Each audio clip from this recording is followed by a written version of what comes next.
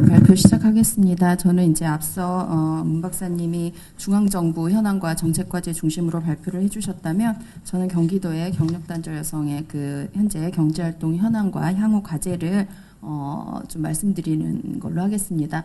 우선 제가 이제 먼저 이 2021년에 경기도의 경력단절 여성 실태 조사를 했습니다. 그래서 그 내용들을 몇 가지 주로 이제 중점적으로 발표를 드릴 건데요. 경력단절 사유 현황, 당시의 일자리 구직활동 현황, 그리고 향후의 치창업 관련한 현황, 그리고 이제 몇 가지 정책 제언을 드릴 건데 그에 앞서서 제가 이제 경력 보유 그리고 경력 단절이라고 따옴표해서 이 개념이 한국 사회에서 지금 어떻게 변화하고 있는가를 먼저 좀 설명을 드리겠습니다.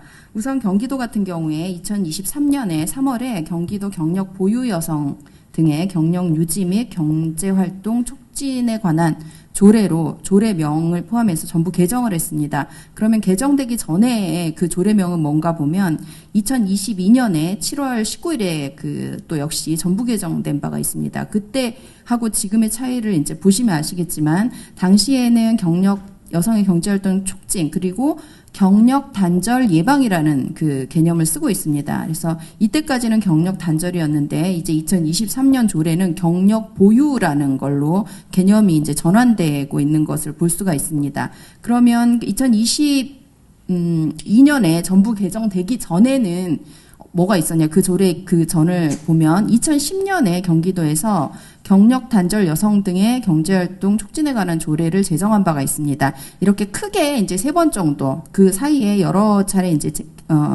재개정이 됐었는데 크게 3번 정도 이 바뀐 걸 보면 2010년 같은 경우는 경력 단절 여성 등의 경제활동 촉진이에요. 그 핵심이 경력 단절 여성의 핵심이 있었죠. 근데 2022년에는 경력 단절 여성으로 제한하지 않고 그냥 여성이에요. 여성의 경제활동 촉진에 그 초점을 둔 겁니다. 그래서 여성의 경제활동 촉진하고 그와 관련해서 경력 단절을 예방하는 거에 초점을 두겠다는 걸로 좀 바뀐 거예요. 그런데 이제 1년 정도가 1년 좀 더 지났죠. 그래서 아니죠. 1년이 좀 안 지났죠. 3월에 이게 이제 바뀌면서 경력 보유 여성이라는 그 이제 개념이 등장을 하기 시작합니다. 그러면서 경력 유지 및 경제활동 촉진에 관한 조례로 이제 바뀐 겁니다. 내용을 보면 개념은 일단 바뀌었습니다. 경력 보유와 경력 단절로 바뀌었는데 정의는 동일합니다. 그러니까 개념은 바뀌었지만 그 개념 경력 단절을 어떻게 정의할 것인가 그리고 경력 보유를 어떻게 정의할 것인가 하는 데 있어서의 그 내용은 그러니까 정의는 동일하다. 정의는 바뀌지 않았다라는 말씀을 드리겠습니다. 경력 유지도 마찬가지입니다. 경력 유지라는 개념을 쓰지만 그 전에 쓰던 경력 단절 예방이라는 개념하고 개념은 우리가 이제 사용하는 개념은 다르지만 그 개념을 어떻게 정의할 것인가. 우리는 이런 거를 경력 유지라고 정의한다. 우리는 이런 거를 경력 단절 예방이라고 정의한다 하는 정의는 동일하다는 말씀을 드리겠습니다. 지금 어떤 과도기에 있다라는 것을 이것만 가지고도 이제 보실 것 같은데요. 어쨌든 그렇게 이제 바뀌었다. 그리고 경기도 외에도 서울시, 성동구, 세종시, 수원시, 안양시 다 지금 이제 많은 시군에서 지자체에서 기존의 경력 단절 여성 또는 여성의 경제 활동 촉진이라고 했던 조례들을 지금 약간 이제 개정을 하면서 경력 보유 여성이라는 개념을 전면에 내세우는 개정들을 하고 있습니다. 그 기원들을 좀 몇 가지 대표적으로 살펴보면 2021년에 서울시 성동구에서 조례를 개정했어요. 그걸 보면 제목이 좀 달라요. 앞에는 저희가 이제 경기도 같은 경우는 경력 유지 및 경제활동 촉진이잖아요.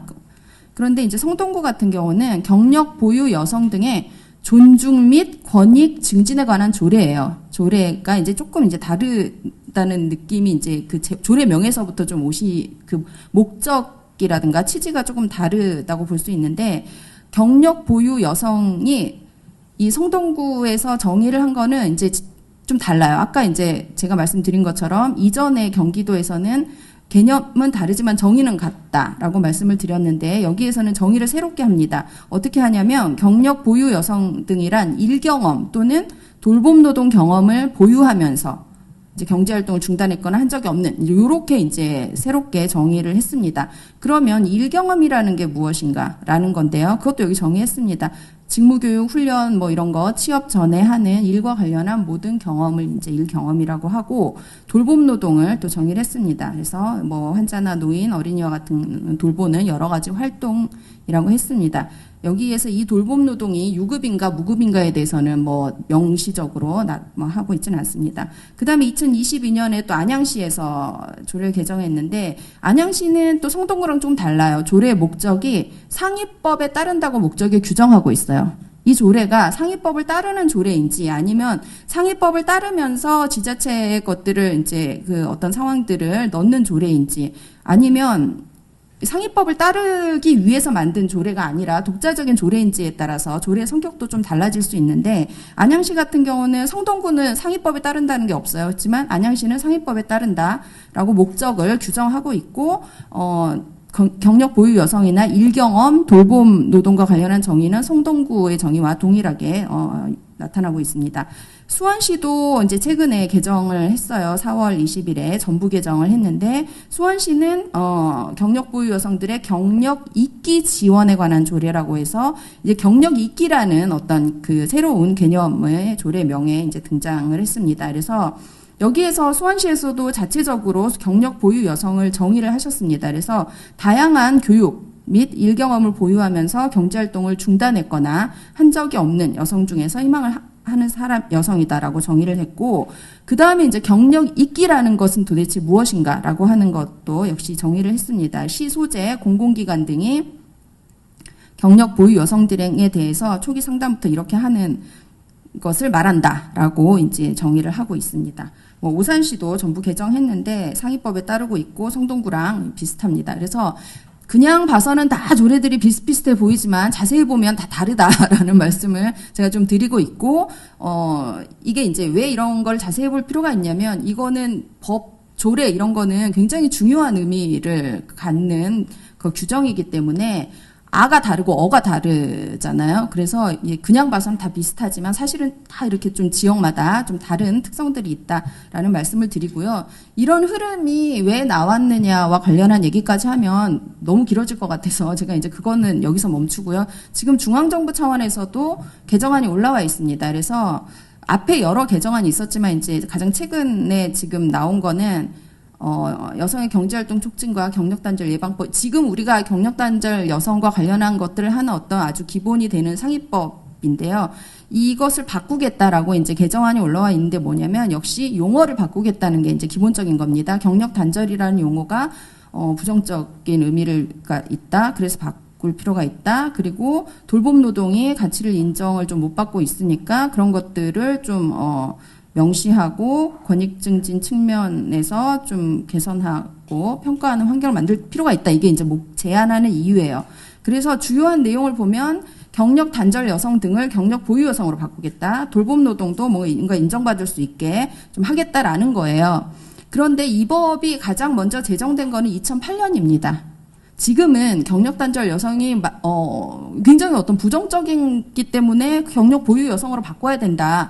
이런 이제 이야기가 나오는 어떤 사회적인 그 변화가 있었지만 2008년 당시에는 여성들이 어쨌든 경력을 이어가지 못하고 단절되는 게 굉장히 이제 큰 문제다라는 걸 강조해야 하는 어떤 사회적인 시점이었다고 보시면 될 것 같습니다. 그래서 아까 이제 여성들의 그 경제활동 곡선 보면 연령에 따라 M자형 곡선들이 나타나잖아요.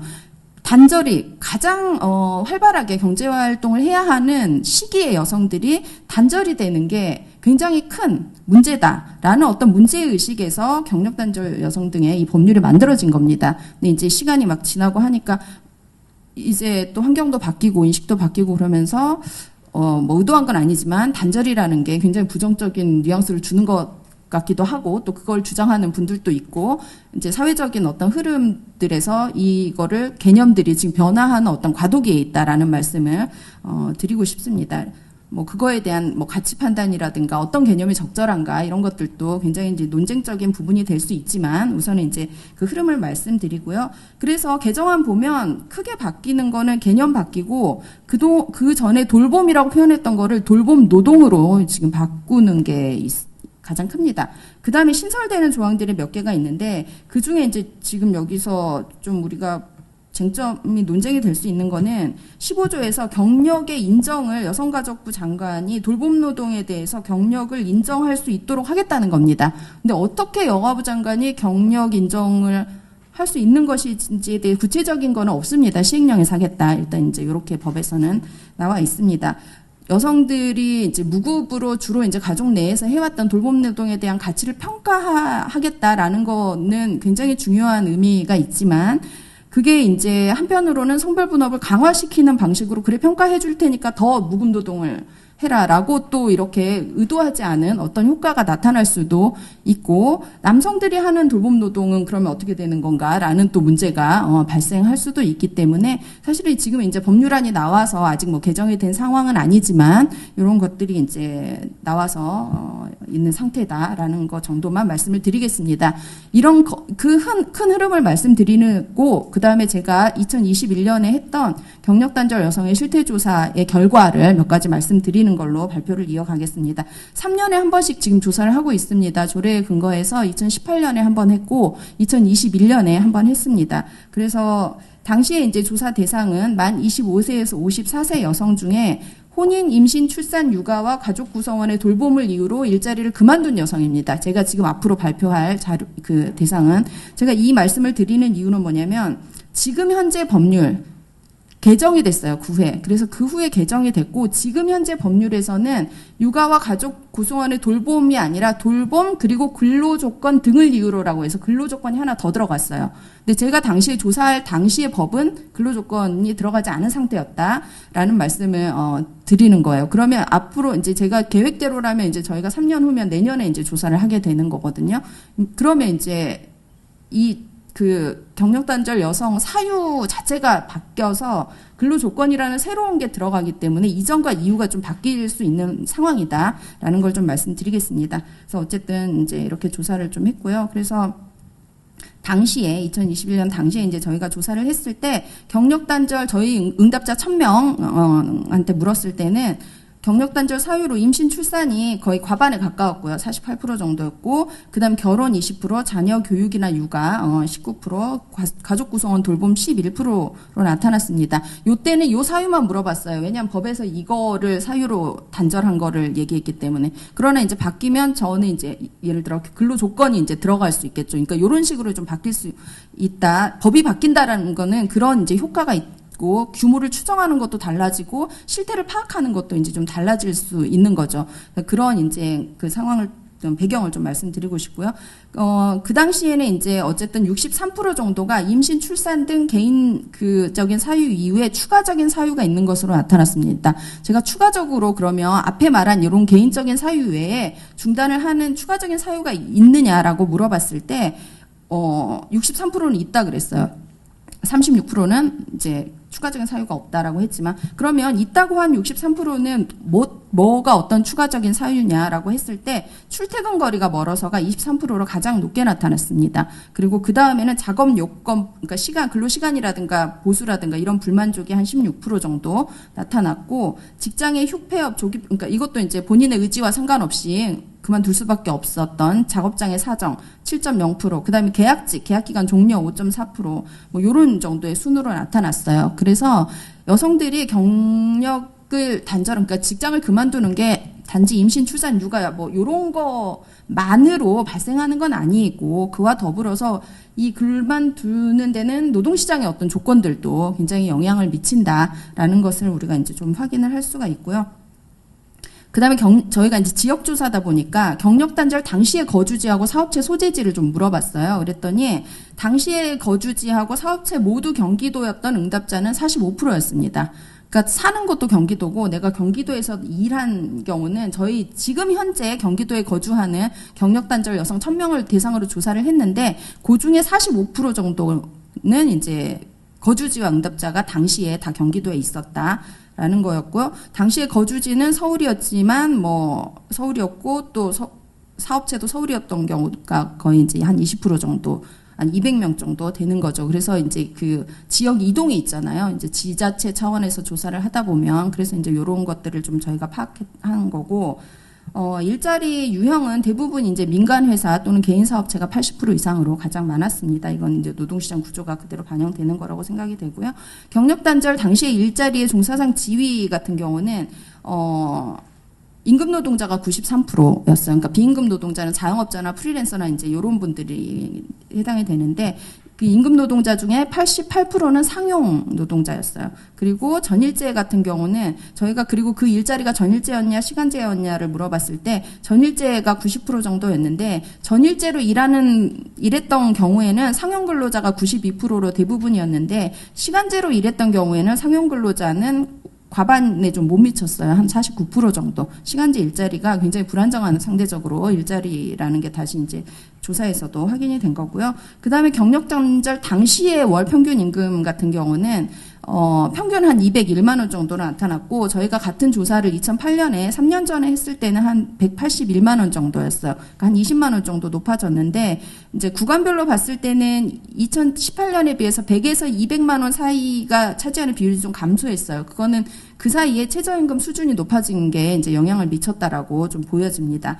그 다음에 경력 단절 당시의 일자리에서 육아휴직 후에 해당 그 일자리에 복귀했느냐, 육아휴직을 사용한 사람 중에 복귀한 비율은 57%에 불과했어요. 그러니까 10명 중에 한 6명이 안 되는 거죠. 육아휴직 후에 복귀를 하는 게 여러 가지 이유가 있었고, 그 다음에 육아휴직을 아예 사용하지 못한 사람, 왜 사용하지 않았는가를 물어봤을 때는 육아휴직을 사용하면 그만두는 분위기라서 사용하기가 어려웠다라는 게 46%, 거의 과반에 가까웠습니다. 그리고 선례가 없어서 우리 회사에서 육아휴직 사용한 선례가 없어서도 거의 이제 10명 중에 2명 정도가 응답을 했습니다. 작업장, 사업장의 어떤 문화도 굉장히 중요하다는 것을 보여주고요. 그 다음에 경력 단절 후에 첫 번째 일자리에서 이제 이후에 그 실태를 좀 봤을 때 저희가 그 조사 1000명 중에 688명은 경력 단절 이후에 재취업을 한 번이라도 해본 경험이 있습니다. 지금 이제 재취업했다가 다시 그만둔 경우도 있는데 어쨌든 한 번이라도 재취업한 경우는 68% 정도로 나타났습니다. 312명은 한 번도 재취업한 경험은 없지만 그중에서 한 42%는 재취업을 위해서 구직활동을 했던 경험이 있다. 그러니까 재취업은 못했지만 그래도 과반수 정도는 구직활동을 한 경험이 있는 것으로 나타났습니다. 구직활동 당시에 자신의 능력으로 취업할 경우에 가장 고려한 직장 선택, 어떤 걸 가장 중요하게 내가 갈 수 있는 자리 중에 고려했냐라고 했을 때 경기도 조사 결과가 이 파란색인데요. 유연한 근무 환경, 근로 시간의 유연성이라든가 이런 유연한 근무 환경이 27.2%로 가장 높았고, 그 다음에 이제 소득, 급여 23%, 그 다음에 출퇴근 거리가 또 이제 굉장히 중요하게 나타났습니다. 경력 단절 이후에 그러면 구직활동 과정에서 가장 큰 애로사항은 무엇이었는가에 대해서 역시 이제 파란색 보면 저희 조사에서는 자녀 양육으로 인한 구직활동 시간을 확보하는 것도 어려웠다. 이게 28%로 상당히 높게 나타났고요. 그 다음에 이제 사회 그 적응에 대한 자신감 부족, 이제 아무래도 일을 그만두다가 다시 이제 구직활동을 하고 재취업을 하려고 할 때 그 이제 자신감 부족의 문제, 그리고 일자리에 대한 경험이나 경력이 부족한 문제도 한 13.8%로 상대적으로 높게 나타났습니다. 그 다음에 지금 이제 1년 이내에 향후 일자리를 그만두고 싶다라고 하는 응답자들에게 그러면 그만두고 무엇을 하고 싶은가라고 물었을 때, 그 중에 그래도 한 절반 정도는 이직해서 전직해서 다른 일자리에서 일을 하고 싶다라고 했는데, 일단 쉬고 싶다라는 경우도 한 39%가 나타났고요. 창업하고 싶다도 한 5.6%가 나타났어요. 그 다음에 이제 현재 비취업자, 저희 조사 대상 중에 경력 단절 경험이 있는 현재 비취업자가 500명이었는데, 현재 비취업자한테 향후 5년 이내에 이제 그 경제활동과 관련한 계획을 물어봤을 때 취업하고 싶다가 65%로 상당히 높게 나타났습니다. 취업하겠다. 그 다음에 프리랜서로 일하겠다, 하고 싶다라는 것도 상당히 높게 나타났어요. 20%, 창업 14%에 비해서. 보통 이제 저희가 그 전에 조사할 때는 취업하고 창업 두 개를 물었어요. 그랬는데 이제 워낙에 그 일자리의 구조가 바뀌기 때문에 2021년 조사에서는 프리랜서를 하나의 선택지로 이제 넣었어요. 그래서 취업, 창업, 프리랜서 이렇게 넣었을 때 창업보다 프리랜서가 더 높게 나타났어요. 그러니까 여러 가지 이제 의미가 있고, 제가 이제 이걸 바탕으로 해서 작년에 이제 경기도 프리랜서 관련한 여성 프리랜서 관련한 연구를 했는데 그거는 이제 너무 긴 이야기이기 때문에 일단 넘어가고요. 그 다음에 이제 시간제 일자리 또 희망한다라고 하는 분들이 있어요. 경력 단절 당시에 시간제 선택한 이유, 그 다음에 현재 시간제로 일하고 있는 사람, 그 다음에 향후에 시간제로 일하고 싶다고 하는 사람, 그 응답한 사람들의 그 사유들을 제가 이제 좀 비교해서 분석을 했는데, 경력 단절 당시에 왜 시간제로 일하고 있었느냐라고 물어봤을 때 가장 이제 많은 그 응답자는 내가 속한 일은 시간제밖에 없어서, 그러니까 내가 할 수 있는 데가 시간제밖에 없어서, 그 비자발적인 시간제죠, 어떻게 보면. 그러니까 22%로 가장 높게 나타났고요. 그 다음에 육아 및 가사도 22%, 자녀 돌봄, 가족 구성원 돌봄, 그러니까 이 집안의 가족 구성원에 대한 돌봄과 일자리를 병행하기 위한 어떤 조건에 있는 분들이 시간제로라도 이제 일을 할 수밖에 없었던 거. 그 다음에 내가 그 속한 일은 시간제밖에 없기 때문에 이게 이제 가장 많았어요. 그 다음에 현재 시간제로 일하고 실제로 노동시장에서 현재 지금도 조사 당시에 시간제로 일하고 있는 분들한테 왜 시간제로 일을 하고 있냐라고 물었을 때 역시 내가 속한 일은 시간제밖에 없어서가 가장 많았습니다. 그 다음에 전일제 일자리를 찾을 수 없어서 또 12.6%로 높게 나타났어요. 이게 이제 한 번이라도 시간제로 일해보신 분들의 이제 그 사유라면 향후에 시간제로 일하고 싶다라고 한 분들은 오히려 이런 노동시장의 어떤 조건, 아직 이제 본격적인 일자리 구직 활동을 하고 있는 상황은 아니잖아요. 내가 다음에 이제 하면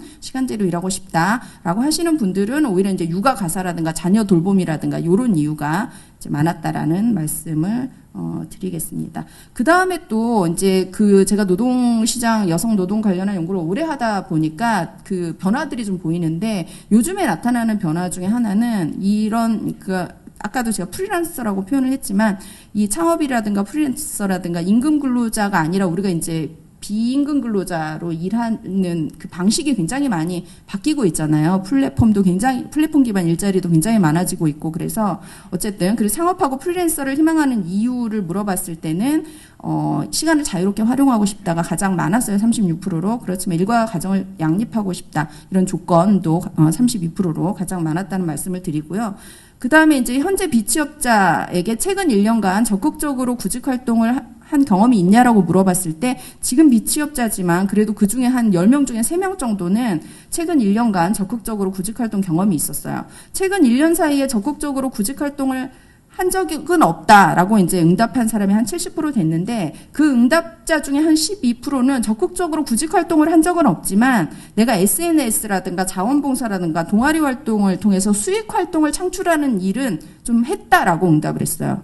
그러니까 이런 어떤 그 결과들과 함께 그 다음에 또 응답자 중에 향후에 내가 프리랜서로 일하고 싶다, 일할 계획이라고 한 응답자 같은 경우는 이 SNS나 이런 그 자원봉사나 이걸 통해서 수익을 창출한 경우가 24%로 훨씬 더 높게 나타났었어요.